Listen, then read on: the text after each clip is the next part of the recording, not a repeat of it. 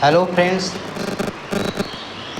you are most welcome at the platform Unique Learning M. As you know, at this platform it is being taught about speaking course. Uh, all of us mostly live in rural areas. We know all things, but how to express in your life before any one person, we hesitate. So you have to remove this hesitation, and to speak English is not very difficult, but we always think that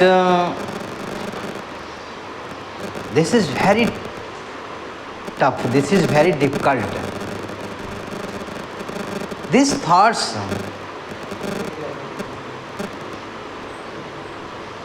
can't forward us in progressive life. यही विचार हम लोगों के जीवन में आगे नहीं बढ़ने देता।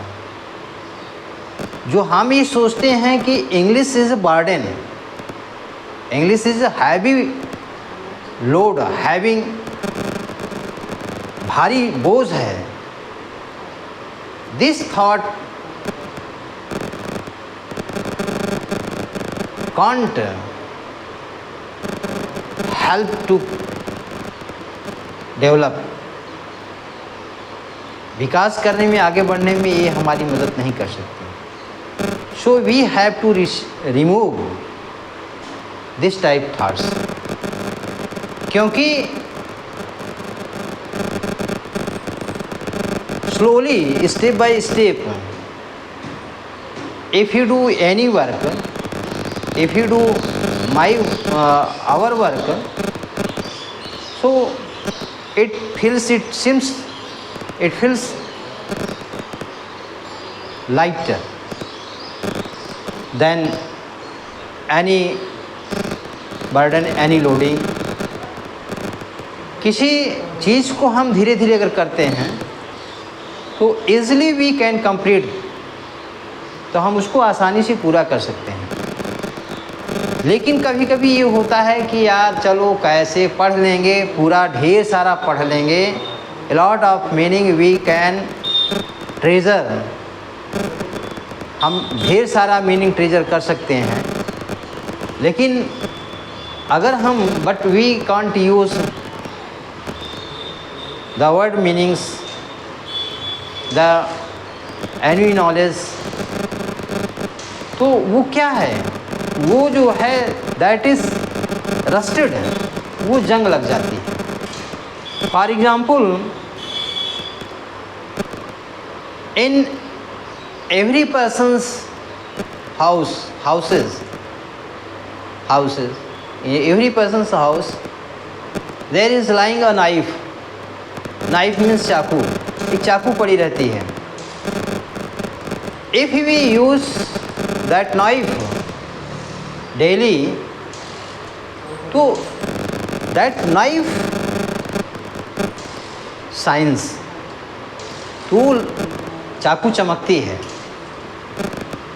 But using of that knife we have left, अगर हम छोड़ चुके हैं उसका प्रयोग करना, तो दैट न्यू नाइफ्स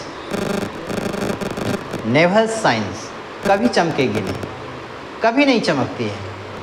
इसलिए कहने का भाव समझा आप लोगों ने कि अगर चाकू को हम यूज़ करें तो उसमें तेज़ धार बना रहेगा, लेकिन अगर चाकू का यूज़ नहीं करें तो चाकू में जंग लग जाता है। भले ही वो even if that is new knife, भले ही वो नई चाकू हो। तो friends, we should use our talent by side और साइड, तो साइड बाय साइड जो है हमें इसका यूज़ करना चाहिए। Okay, let us go.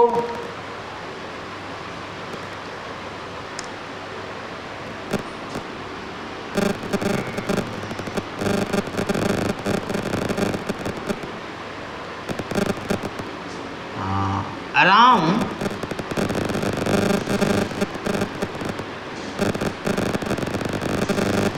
is a great man. Ram एक महान आदमी है। अब as I told you in the previous videos how can we make interrogative sentence and negative sentence. तो इसको अगर हम बाहर कर लेंगे तो आपका इंट्रोगेटिव बन जाएगा। अगर हम नेगेटिव बनाना है तो इसके बाद हम नॉट रख लेंगे तो ये नेगेटिव हो जाएगा। बात समझ में आएगी? अब चलिए, राम एक महान आदमी है तो Ram is a great man, Ram is not a great man, is Ram a great man, is Ram not a great man. तो इसको हम कई प्रकार से बना सकते हैं।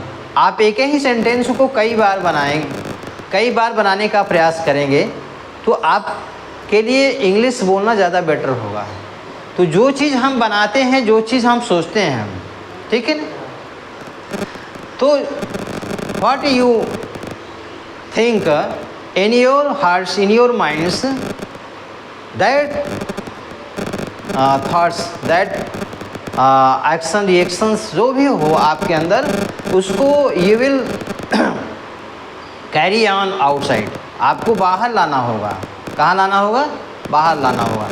तो you will have to bring out.